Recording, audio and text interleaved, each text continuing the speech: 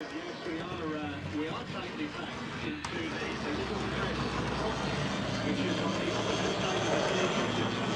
We have a brilliant position to look at almost directly around the halfway line.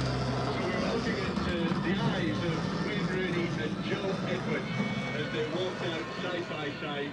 And as we've suggested, what a great moment for Joe Edwards that is.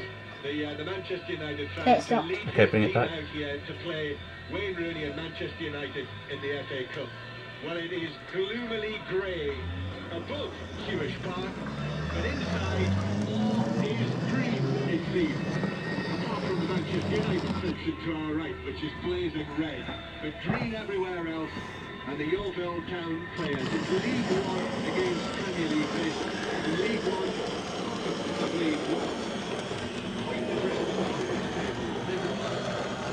The track's pretty dirty, so you have to give it a bit more power to get over the bumps and stuff.